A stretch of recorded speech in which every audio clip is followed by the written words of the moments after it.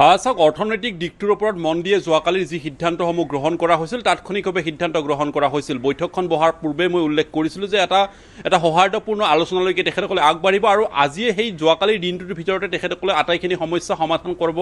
বুলি তেখেতসকলে আশা কৰিব পাৰি কিন্তু দেখিবলৈ পোৱা গ'ল বৈঠক অনুষ্ঠিত হৈ গ'ল অসমৰ সেই ধৰণে সঁহাৰি প্ৰদান কৰা দেখিবলৈ পোৱা গ'ল কিন্তু মেঘালয়ত কিন্তু যি ধৰণৰ কেব চালকসকলে সঁহাৰি প্ৰদান কৰিব লাগিছিলে তাৰ বিৰূপ প্ৰতিক্ৰিয়াহে দেখিবলৈ পোৱা গ'ল অৰ্থাৎ তেখেতসকলে এই মুহূৰ্তত অটল স্থিতিত আছে যে অসমৰ পৰা কোনো চালক আসলে প্ৰৱেশ কৰিব নোৱাৰিব মেঘালয়ৰ মাটিত এই তেখেতসকলৰ যি দাবী সেই পূৰ্বৰ দাবীত তেখেতসকলে অটল আছে আৰু যাৰ কাৰণে দেখিবলৈ পোৱা গৈছে আজি তাৎক্ষণিকভাৱে কেব চালকসকলৰ সৈতে এখন বৈঠকত মিলিত হৈছে মন্ত্ৰী অতুল বৰাই কেইটামান মুহূৰ্তৰ পিছতে মিলিত হ'ব আৰু তেখেতসকলে এই দিশসমূহ যিসমূহ কথা এই মুহূৰ্তত সকজা আছে যিসমূহ দিশত এই মুহূৰ্তলৈকে দেখিবলৈ পোৱা গৈছে অসমৰ চালকসকলে সৌহাৰ্দ্যপূৰ্ণ এটা মনোভাৱেৰে তেখেতসকলে আগবাঢ়িছে অৰ্থাৎ মেঘালয় চালকসকলে কিন্তু এই মুহূৰ্তলৈকে তেখেতসকলে সেই দিশসমূহৰ প্ৰতি গুৰুত্ব প্ৰদান কৰা নাই এই দিশসমূহ তেখেতসকলে পৰ্যালোচনা কৰিব গতিকে স্বাভাৱিকতে বিষয়টো অত্যন্ত জটিল হৈ পৰা দেখিবলৈ পোৱা গৈছিলে কাৰণ যোৱাকালিৰ বৈঠকৰ পিছতে যদি আনুষ্ঠানিকভাৱে যদি তেখেতসকলে সিদ্ধান্ত লোৱাৰ পিছত যদি দুইখন ৰাজ্যৰ কেব চালকসকলে গ্ৰহণ কৰিলেহেঁতেন তেতিয়াহ'লে ইয়াত জটিলতা একেবাৰে নাইকিয়া হৈ গৈছিলে একেবাৰে জটিলতা দেখিবলৈ পোৱা গৈছিলে তাত কোনো ধৰণৰ সমস্যা নাথাকিলেহেঁতেন কিন্তু আজি দেখিবলৈ পোৱা গৈছে যেতিয়া মেঘালয়ৰ চালকসকলে পুনৰ সেই নিজৰ দাবীতে তেখেতসকলে অটল আছে তাৰ লগে লগে দেখিবলৈ পোৱা গৈছে যে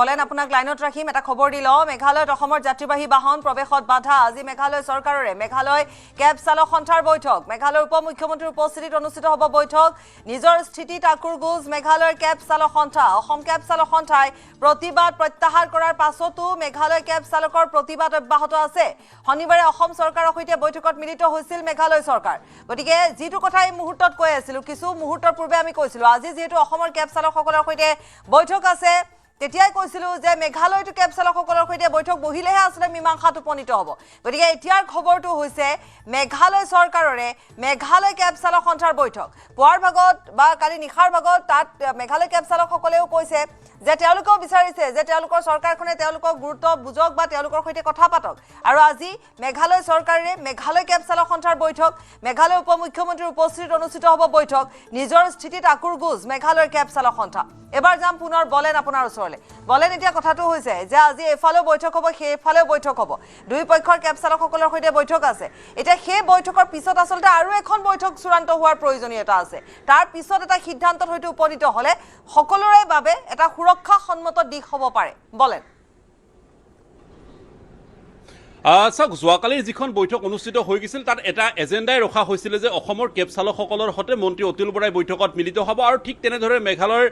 কেব চালকৰ সৈতে তেখেতসকলৰ ৰাজ্য চৰকাৰৰ মুৰব্বীৰে এখন বৈঠক অনুষ্ঠিত কৰিব অৰ্থাৎ দুইটা পক্ষক সৈমান কৰিবলৈ দুইখন চৰকাৰে দায়বদ্ধ বুলি তেখেতসকলে যোৱাকালি এটা এজেণ্ডা তৈয়াৰ কৰিছিলে আৰু সেই এজেণ্ডা অনুসৰি আজি বৈঠক অনুষ্ঠিত হৈছে গতিকে অসমৰ চালকসকলে যদিও বা যোৱাকালি মন্ত্ৰী অতুল বৰাই ঘটনাস্থলীত উপস্থিত হোৱাৰ পিছতে অৰ্থাৎ জোৰাবাটত উপস্থিত হোৱাৰ পিছতে তেখেতসকলে সৈমান হৈছিলে কিন্তু যিটো কাম যোৱাকালি সন্ধিয়াৰ ভাগতে আচলতে মেঘালয়ৰ কেব চালকসকলৰ সৈতে বৈঠকত মিলিত হোৱা দেখিবলৈ পোৱা নগ'ল মেঘালয় চৰকাৰ আৰু যাৰ কাৰণে তেখেতসকলৰ হয়তো আজিৰ দিনটোত বিশেষভাৱে তেখেতসকলে কভিত আৰু পূৰ্বৰ যি তেখেতসকলৰ সমস্যা দাবী সেইসমূহৰ প্ৰতিয়ে তেখেতসকলে অটল আছে আৰু যাৰ কাৰণে আজিৰ পুৱাৰে ভাগৰ পৰা বৰ্ণিহাটৰ পৰা তেখেতসকলৰ বাহন অসমৰ বাহন ভিতৰ ভাগত প্ৰৱেশ কৰিবলৈ দিয়া হোৱা নাছিলে গতিকে আজি যিহেতুকে বৈঠক আছে গতিকে এই বৈঠকে তেখেতসকলে হয়তো সিদ্ধান্ত লোৱাৰ এটা পূৰ্ণ সম্ভাৱনা আছে কাৰণ গোটেই বিষয়টো মই পূৰ্বতে উল্লেখ কৰিছোঁ অৰ্থনৈতিক ইয়াত জড়িত হৈ আছে কাৰণ দুইখন ৰাজ্যৰ এই মেঘালয়ৰ যেতিয়াই অসমৰ বাহন প্ৰৱেশ কৰিবলৈ দিয়া নহ'ব মেঘালয়ৰ বাহন যেতিয়া অসমৰ মাটিত আহিব নোৱাৰিব দুইখন ৰাজ্যৰ অৰ্থনৈতিকভাৱে তেখেতসকলে ক্ষয় ক্ষতি হোৱাৰ সম্ভাৱনা আছে বিগত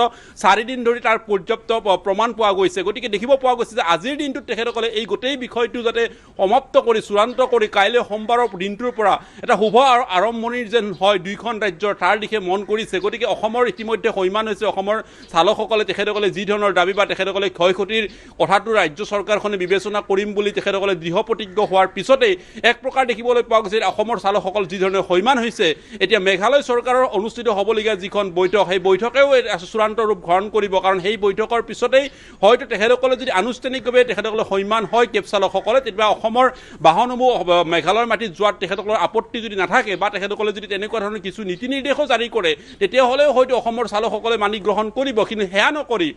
তেখেতসকলে যদি এই মুহূৰ্ততে গ্ৰহণ কৰি থকা স্থিতিতে যদি অটল থাকে তেতিয়াহ'লে আপুনি কোৱাৰ দৰে হয়তো আৰু অধিক ৰাজ্য চৰকাৰৰ মুৰব্বীৰে হোৱা বৈঠক হোৱাৰ সম্ভাৱনা